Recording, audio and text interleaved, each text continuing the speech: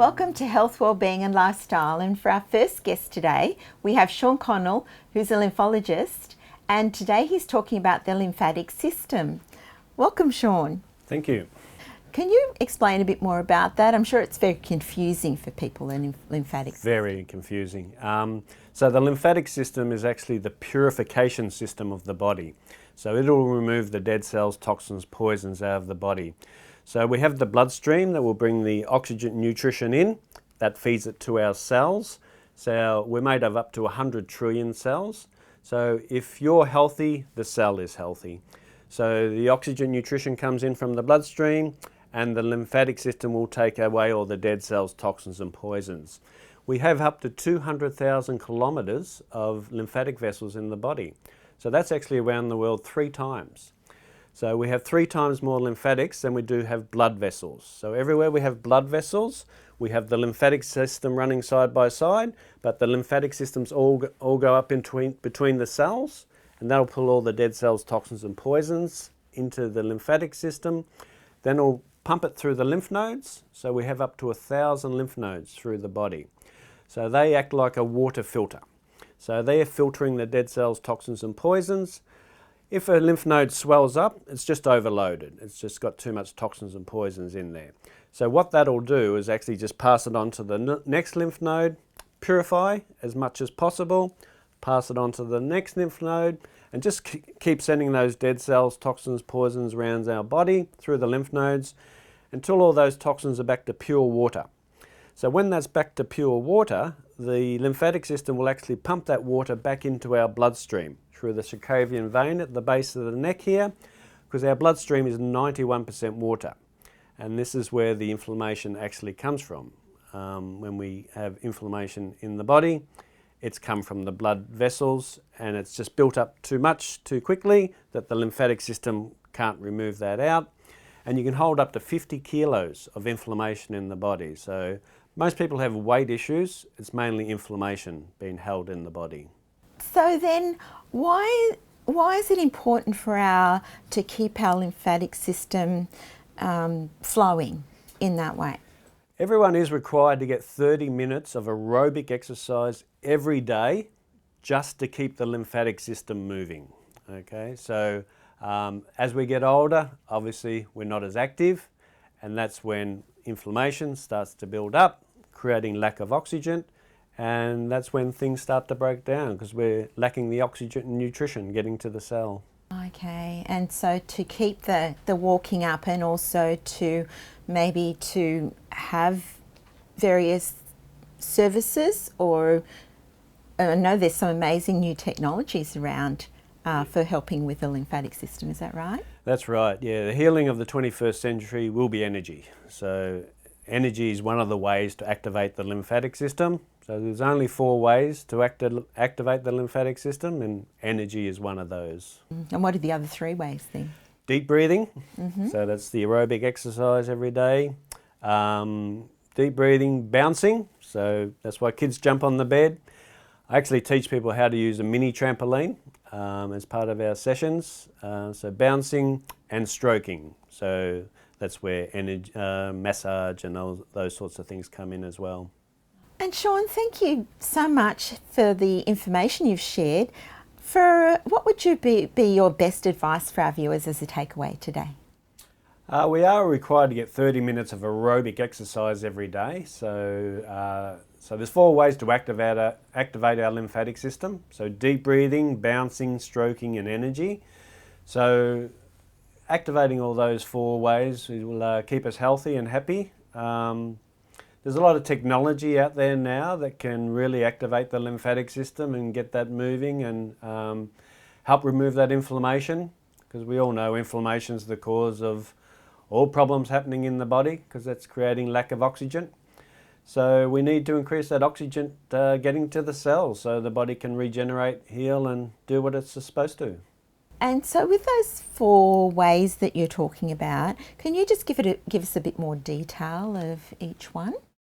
So deep breathing, there's a lot of shallow breathing out there unfortunately at the moment, so that's why exercise is so important, and going for walks and get that oxygen moving, which Oxygen, deep breathing activates the lymphatic system. Stroking, so we have massage, we have the dry brushing, we have those sort of techniques out there that help people. Bouncing, so that's why kids love bouncing on the bed, because they know it's good for them, and they love trampolines, and we actually educate people on how to use the mini trampoline and get the full benefits out of that. And there's energy as well, so there's so many energy techniques coming out that healing of the 21st century will be using energy. Right. Is that with technologies, as you were saying before? That's using technology to trigger the energy, and how does it work? Well, it activates the lymphatic system. We're actually an energy being, so when you break it down, we're more electrical than mechanical. So energy, we're electrical. So energy, frequencies, all those things will help the body. Thanks so much for that, Sean. And I know we'll be talking about that more in some further interviews. Thanks. So for now, we'll say bye-bye to you. And for more information on Sean Connell and the lymphatic system, then please go to his webpage on our website, healthwellbeingandlifestyle.com.au, and we'll see you back after the break. After the break, animal communicator and therapist Carolyn Pope demystifies animal craniosacral therapy.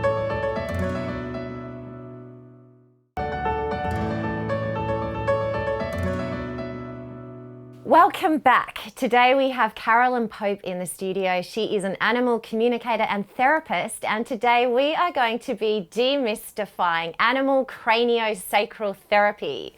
Hello, Carolyn. Hello, it's good to be back. Yes. Now tell me, can you explain what animal craniosacral therapy is? Pretty much the same as human craniosacral therapy. A lot of people will know it as CST for short. Derived from osteopathy. It's a very hands-on therapy, but literally the most pressure you're putting on is that of a 5-cent piece. So it's much more allowing the body what it needs to do rather than trying to force the body, because what a therapist thinks the body needs to do versus what the body knows it needs to do can kind of be a bit like the Montagues and the Capulets, really. So it's very gentle, and it's releasing restrictions, allowing the cranial rhythm to re-establish a correct path, and the animals benefit greatly from it. Yeah, so the most pressure I'm putting on is literally that of a 5-cent piece. And I often say to my clients, it's like watching paint dry, because they're just sitting and the dog or cat may close its eyes, it may lay down. You're not seeing much. But what's actually going on internally, there's a lot of recalibrating, and it's really, really big. If you ever have a CST yourself, you're going to feel a difference. And that's why I actually collaborate with a vet, because she will bounce information to me, or I will say to her, not quite sure about X or Y, can you please check that out? Because no one person can fix everything. And often if I'm feeling restrictions, say for example in the spine, everything runs off the spine. So the moment the animal's movement is compromised, so is its digestion, its elimination. Dog may well be having heart problems, for example. All the nerves for the heart innervate out of the parietal bone and go down through the thoracic. So if your dog's got problems in its thoracic area or the parietal bone's jammed, that makes a huge difference to what the dog's heart is doing. And its medication may need to be adjusted.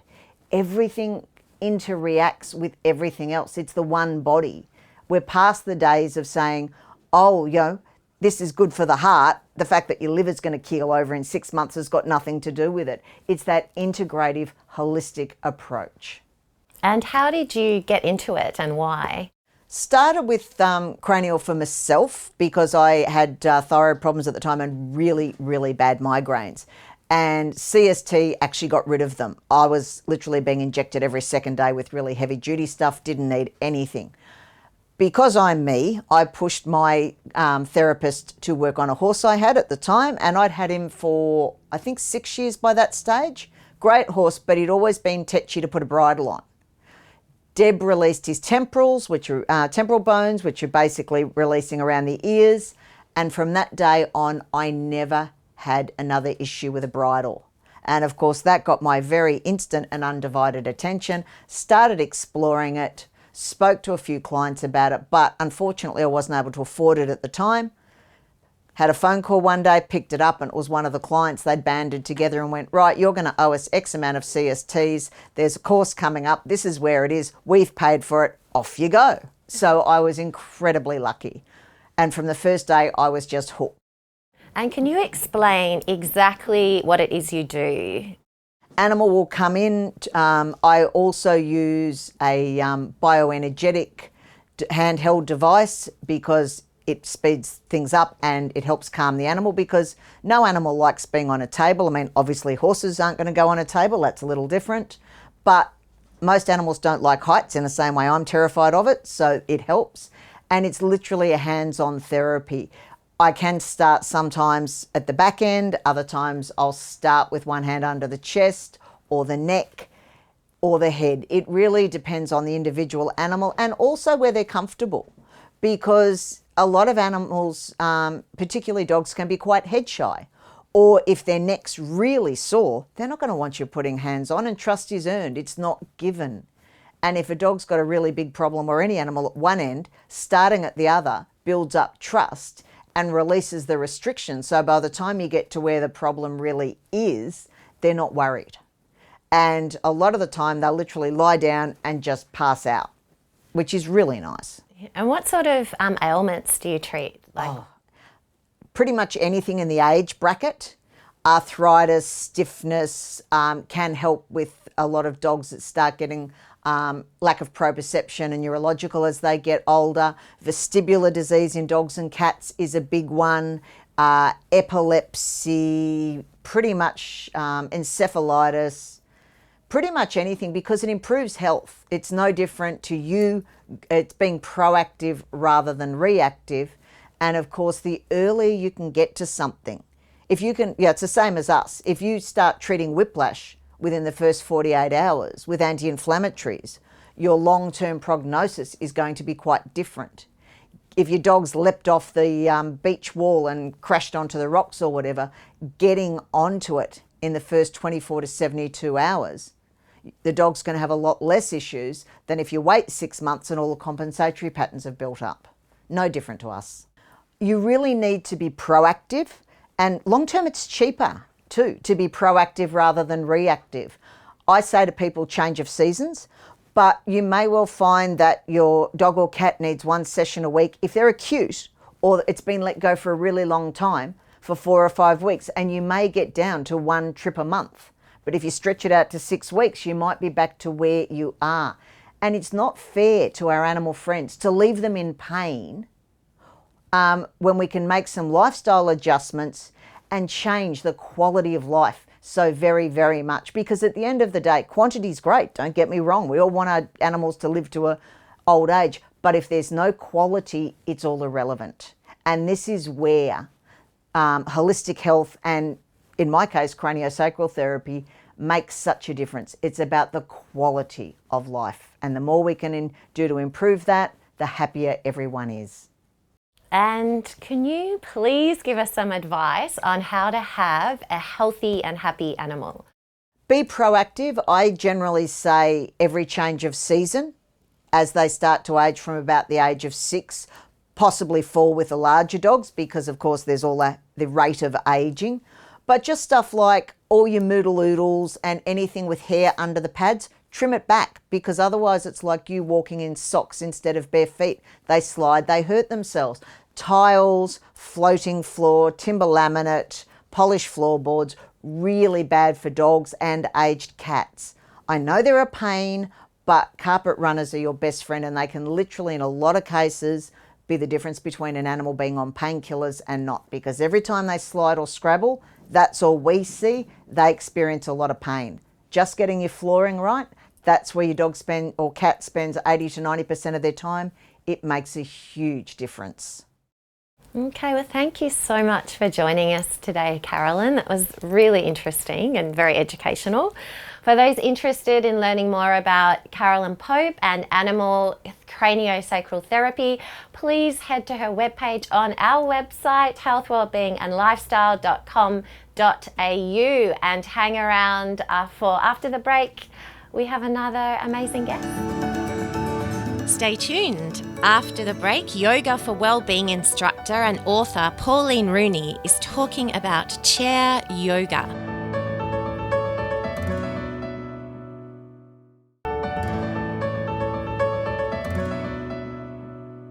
Welcome back. And now we have Pauline Rooney back with us, our Yoga for Wellbeing instructor and author. And today the topic is chair yoga. So Pauline, welcome. Thanks, Linda. It's lovely to be back. And chair yoga, how is that? What does chair yoga entail? That's a really great question, and it's something that many people get confused about and wonder if it's the same or, well, it's not the same, but it is. That's a bit of a contradiction. If you can do a posture on the floor, you can do it in a chair. And the advantage of doing yoga in a chair is you might have had an injury, you might not feel like getting onto the floor, you may not have the space to get onto the floor, or you might be a little bit more gorgeous in years, so therefore you're unable to get onto the floor. But yoga is all about the three. It's the breathing, it's the posture, and it is the mindset. So therefore, if you can have those three on a mat, you can have those three on a chair. We can do our spinal twists on a chair, just like that. You'd always do it to both sides. Even to the triangle poses in the standing, we won't stand, but you hang on to your chair. I'm a great believer in safety, Linda. If you're on wheels, you must lock them down or have your chair very secure. Safety's paramount. So you'd come out the side of your chair, checking the shoulders not up, that it's down, and you'd ease out like that. Now that's a lateral or a side bend to your spine. Same as on the floor. You do that on both sides, you see. So it keeps the body moving. Any movement is good movement. We don't just do the movement and forget about our breath and our mind application to it. So we would say breathe in and turn and breathe out, and then breathe naturally, and then breathe in and coming back, and then breathe out. So your breath movement is the same on the mat as it is in a chair. Forward bends, we can bring the legs out a little bit and stretch our spine. You'd never arch up because you wouldn't do that on the mat. So you extend and you come forward. Ankle work. How often have we heard, oh, my ankles are weak and I find it hard to balance or to walk? In your chair, circle your ankles. You'd go both ways and you'd do both ankles, and just that very gentle movement, that will help. The other one that I really like for bone density, hands back on the chair, right foot always slightly forward, and that has to do with the positioning of lifting. When you see people standing, they often come forward and lift like that. That's too much strain. So by putting that foot forward, holding your chair back, you lift from there. It's a straight lift. You can come straight up to stand, but that's enough work. Even if you're unable to lift, you can still push like that. You're still getting the bone density work in your arms. So it's a matter of modifying, but creating the same outcome. It's the outcome, it's the intent, your breath, your mindset. Again, you keep your mind focused. If you're on the mat, you're internalizing what you're doing, your breathing, your posture, your alignment. It's exactly the same on the chair. You're not thinking about anything else. You're really working into that body part. The other one, we often hear people say, oh, but what about our heart rate, the cardiovasculars? We've got that covered in chair yoga and mat yoga. And I like to call this a tushy swoosh, because we're going to hang on and swoosh our tushy from side to side. Slow is great, or you can go quite fast. you're safe because you're not standing up and what have you, and your cardiovasculars will pump along quite nicely. So there's many of those types of things. You can hang onto your chair and move your feet back and forward. Again, that is fantastic for the ankles, the knees, the hip, also the abdomen, because you're lifting to bring your legs out, so that's working there too. There's many things we can do in that chair. All of these will help us in balance, and we all know that we need to balance when we're on our feet. So lifting the leg and extending and swinging back like that, you're strengthening your hip joint area, and therefore, of course, that helps when you stand up, the strength in the hip joint.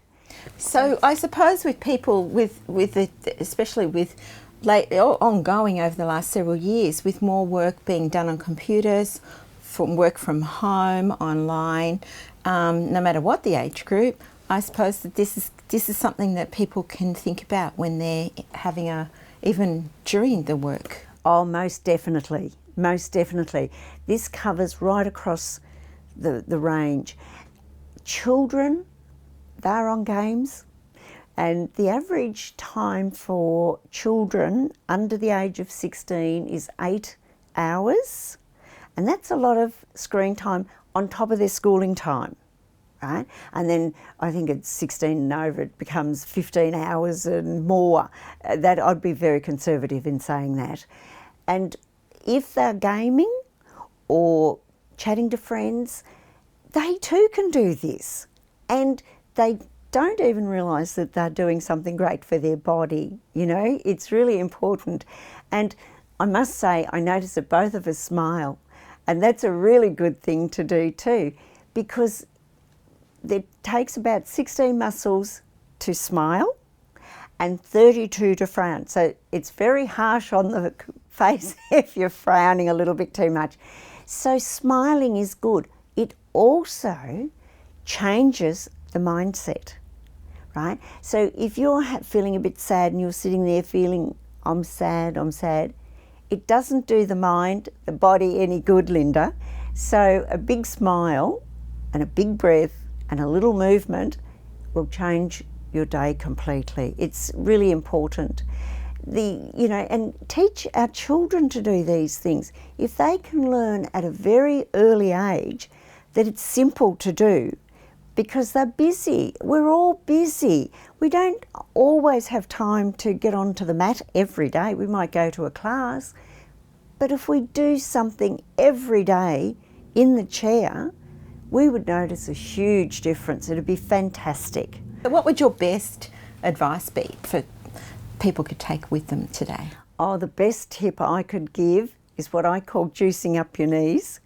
And our knees get stiff and sore. This one, you blow into your hands, rub them, have your fingers down because that helps to warm up more quickly. Warm them up, cup your hands. We just have the lightly over there, and it's like a figure 8 lying down, and we move our knees around like that about 7 times. That's all you need to do, and then go back the other way. And I can pretty much guarantee you're going to find a huge difference in those knees. They're going to love you so much for juicing them up. It's amazing. If you're in the garden or sitting, anything like that, it's fantastic. Wonderful. Thanks, Pauline. You're very welcome. And we'll be back next week with more amazing guests. But in the meantime, for more about Pauline Rooney and yoga for wellbeing, and particularly chair yoga, then please go to her webpage on our website, healthwellbeingandlifestyle.com.au. And we'll see you next week. If you'd like to know more about our show, please like our Facebook page and subscribe to our YouTube channel.